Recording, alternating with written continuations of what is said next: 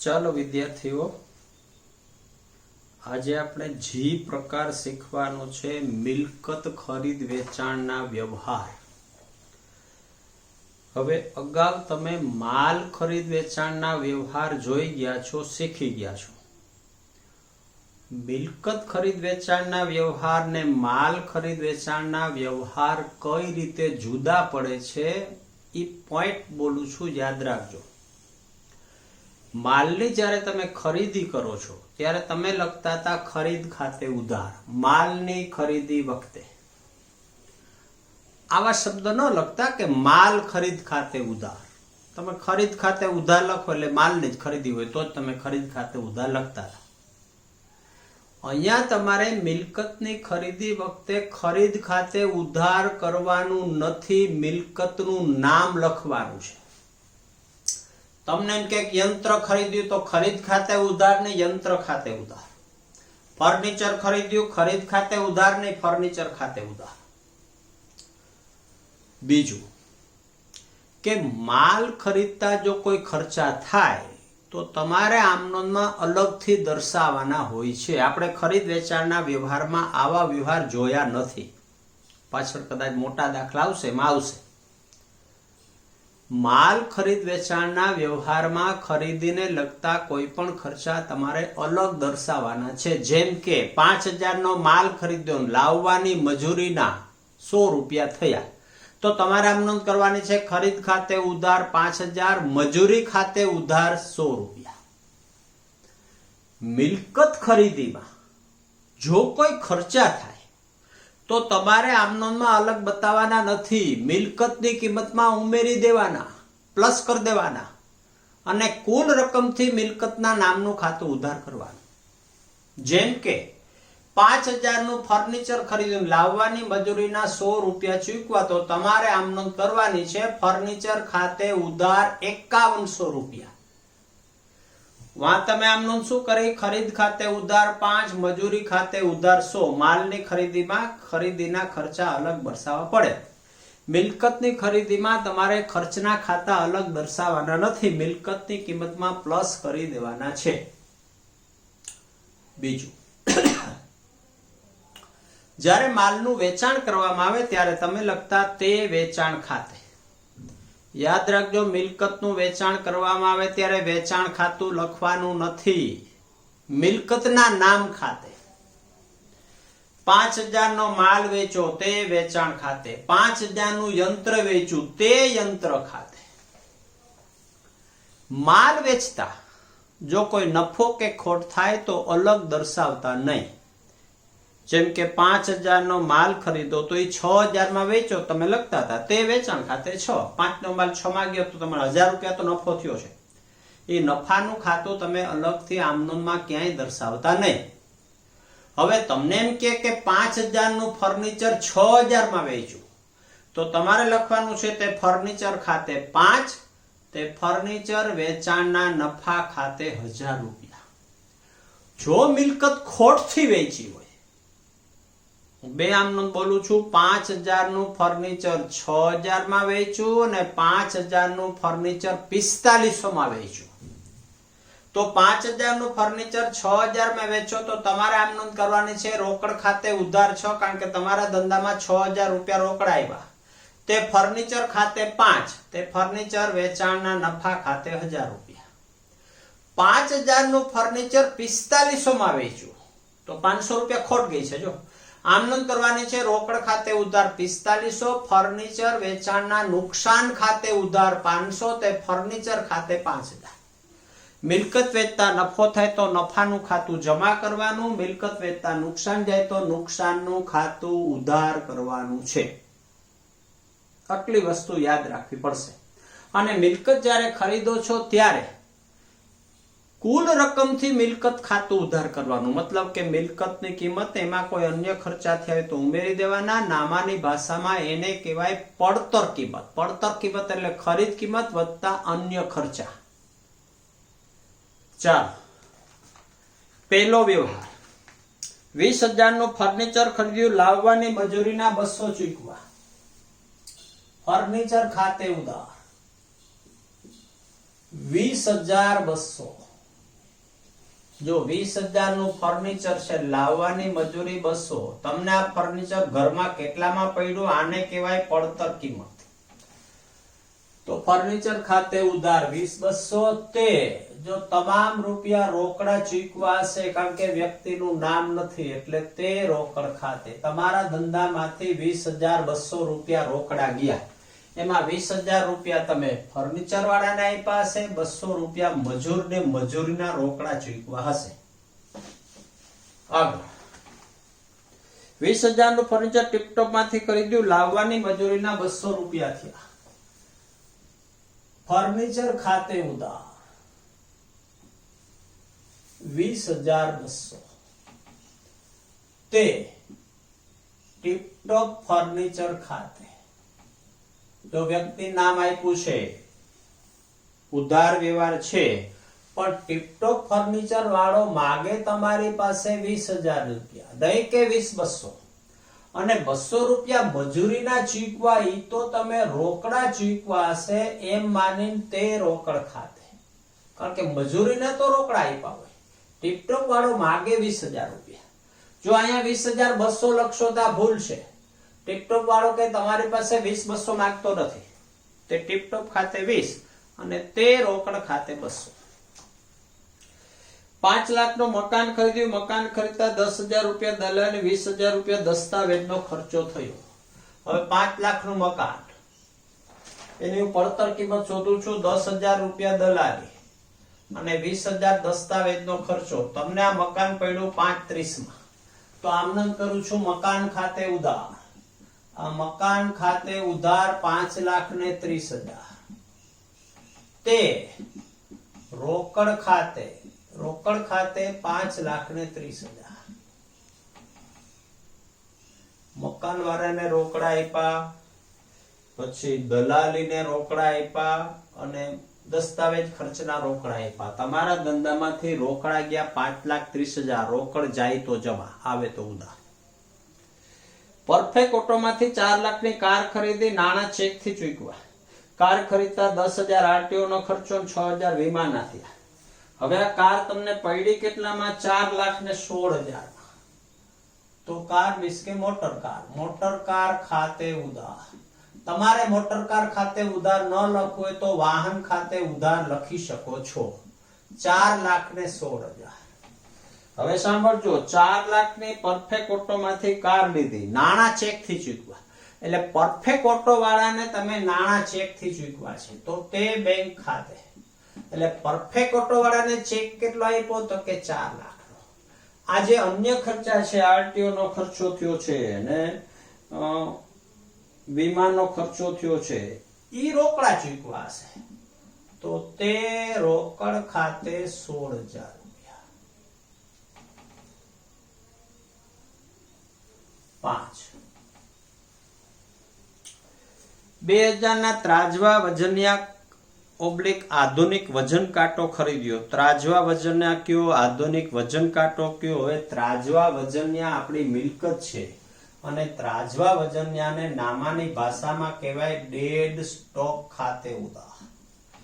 તો dead stock ખાતે ઉધાર, તે રોકડ ખાતે. આ ત્રાજવા અને વજનિયા ખરીદ્યા. 6 જો છઠ્ઠો વ્યવહાર, આ પાંચે વ્યવહારથી થોડોક અઘરો છે સમજવામાં, યાદ રાખજો. ગુજરાત મશીનરી માંથી 20,000 નું યંત્ર ખરીદ્યું. યંત્રની કિંમત કેટલી? તો કે 20,000. અડધા રોકડા ચૂકવા. હવે 20,000 માંથી તમે અડધા રોકડા આપો એટલે 10,000 રૂપિયા રોકડા, તો 10,000 રૂપિયા ગુજરાત મશીનરી વાળો તમારી પાસે માંગે. આ રોકડા છે. આગળ યંત્ર ખરીદતા 1,000 રૂપિયા જીએસટી નો ખર્ચો થયો અને 2,000 રૂપિયા ટ્રાન્સપોર્ટ નો ખર્ચો થયો અને 3,000 રૂપિયા મજૂરીનો ખર્ચો થયો. હવે હું આની પડતર કિંમત શોધી લઉં છું. મારી પડતર કિંમત થઈ 26,000 રૂપિયા. તો મને યંત્ર પડ્યું કેટલામાં? તો કે 26,000 રૂપિયામાં. તો યંત્ર ખાતે ઉધાર 26,000. આ યંત્ર ખાતે ઉધાર 26,000. આને હું કહીશ પડતર કિંમત. યાદ રાખજો, જ્યારે કોઈ મિલકત ખરીદો ત્યારે પડતર કિંમતથી મિલકતના નામનું ખાતું ઉધાર આપણે કરીએ છીએ. આ રહ્યા.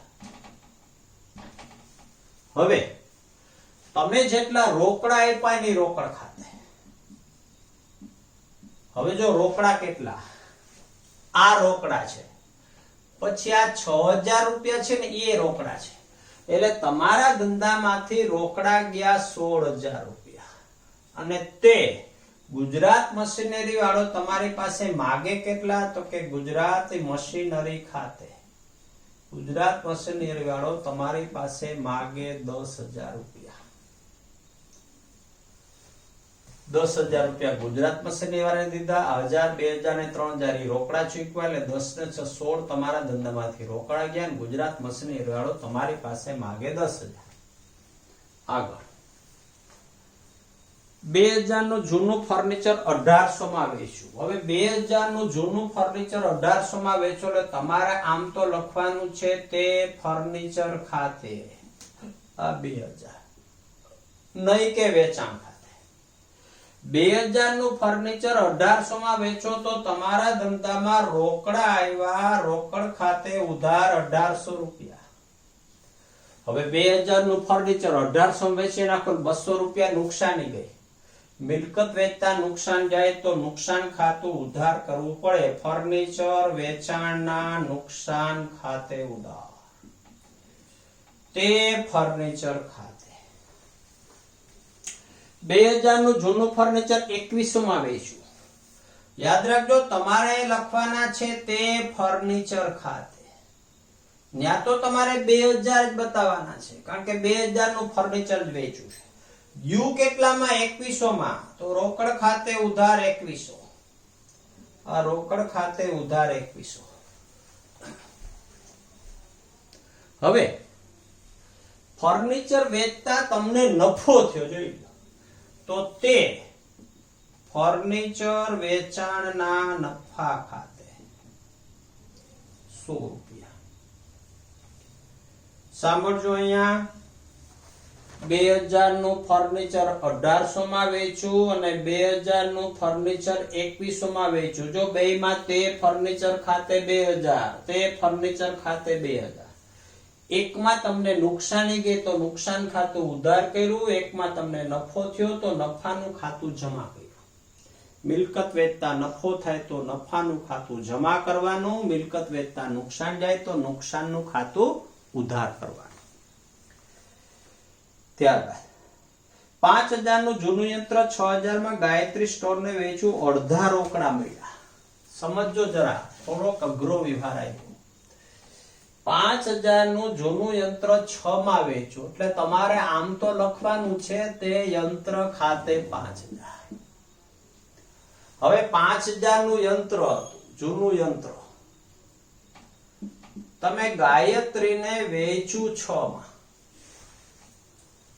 ગાયત્રી વાળાએ તમને અડધા રોકડા આપ્યા, મતલબ કે 3,000 રૂપિયા તમને રોકડા આવ્યા. તો આમ કરું છું, રોકડ ખાતે ઉધાર.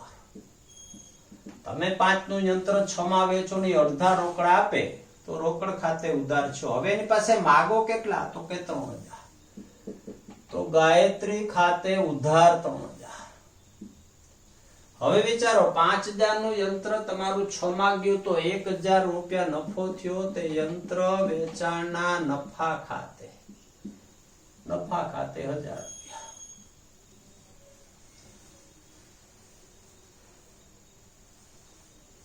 દસ 5,000 નું જૂનું યંત્ર 4500 માં સાગર ને વેચ્યું, અડધા રોકડા મળ્યા. આ 5,000 નું જૂનું યંત્ર 4500 માં તમે સાગર ને વેચ્યું અને અડધા રોકડા મળ્યા. હવે 5 નું યંત્ર 4500 માં સાગર ને વેચો, તમને 2,250 રૂપિયા રોકડા મળ્યા. 2,250 એની પાસે માગો. પણ તમારે આમ તો કરવાનું છે તે યંત્ર ખાતે. તે યંત્ર ખાતે 5,000. હવે અડધા રોકડા મળ્યા તો રોકડ ખાતે ઉધાર 2,250 રૂપિયા. પછી સાગર ખાતે ઉધાર આ સાગર ખાતે ઉધાર, સાગર પાસે માગો 2250 રૂપિયા. આ યંત્ર વેચતા તમને 500 રૂપિયા નુકસાની તો ગઈ જ છે. યંત્ર વેચાણના નુકસાન ખાતે ઉધાર અને તે યંત્ર ખાતે. છેલ્લું, રિલાયન્સ કંપનીના 10 ની મૂળ કિંમતના 100 શેર 800 ના ભાવે ખરીદ્યા, 2% દલાલી થઈ. યાદ રાખજો, શેરમાં રોકાણ કરો એ પણ મિલકત જ કહેવાય. હવે 10 રૂપિયાની મૂળ કિંમતનો શેર, એનો અત્યારે બજાર ભાવ હાલતો તો 800 રૂપિયા. હવે કોઈ પણ વસ્તુ તમે બજારમાં લેવા જાવ તો બજાર કિંમતે જ મળે, કાંઈ મૂળ કિંમતે ન મળે. એટલે આ વસ્તુ તો તમને ભૂલ ખવડાવવા માટે આપી છે. તો 800 ના ભાવે તમે 100 શેર ખરીદો રિલાયન્સના, તો રૂપિયા થયા કેટલા? તો કે 80,000. આ 80,000 માં શેર ખરીદ્યા, 2% દલાલી થઈ. તમે શેર ખરીદો એટલે શેરના દલાલો તમારી પાસે દલાલી લે, એટલે 1600 રૂપિયા દલાલી. હવે આ શેર તમને પડ્યા કેટલામાં? 80,000 ના શેર થયા, 1600 રૂપિયા દલાલી થઈ. શેર પડ્યા કેટલામાં? તો કે 81,600. તો આમ કરું છું, શેર રોકાણ ખાતે ઉધાર. આપણે મિલકત જ કહેશું પણ નામ લખશું શેર રોકાણ ખાતે ઉધાર. તે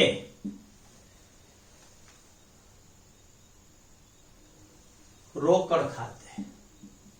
આપણને ચેક થી ચૂકવા એવા શબ્દ આપ્યા નથી, તો આપણે બધા રોકડ આપી દીધા હશે. શેરમાં રૂપિયા રોકવો એ મિલકત જ કહેવાય. જો માલની ખરીદી કરી નથી, મિલકતની ખરીદી કરી છે. તો તમારે યાદ શું રાખ્યું? તમે મિલકત ખરીદો તો મિલકતના નામ ખાતે ઉધાર, મિલકત વેચો તો મિલકતના નામ ખાતે જમા. પછી યાદ રાખજો, ટેબલ, ખુરશી, દુકાનનો બોર્ડ બનાવ્યો, આ બધાને તમે ફર્નિચર ખાતે લખી શકો. ખુરશી ખરીદી તો ફર્નિચર ખાતે ઉધાર, ટેબલ ખરીદ્યું તો ફર્નિચર ખાતે ઉધાર, દુકાન માટે ઘડિયાળ ખરીદી ફર્નિચર ખાતે ઉધાર, દુકાનનો બોર્ડ બનાવ્યો ફર્નિચર ખાતે ઉધાર. ચાલો, આનો હોમવર્ક મેં આપ્યું છે તમને. હોમવર્કના 4 વિવાર છે. જો સાયકલ ખરીદી, પેલામાં છે 4000 ની સાયકલ ગેલેક્સી સ્ટોર માંથી ખરીદી, તો સાયકલ ખાતે ઉધાર લખી શકો છો અને વાહન ખાતે ઉધાર લખી શકો છો.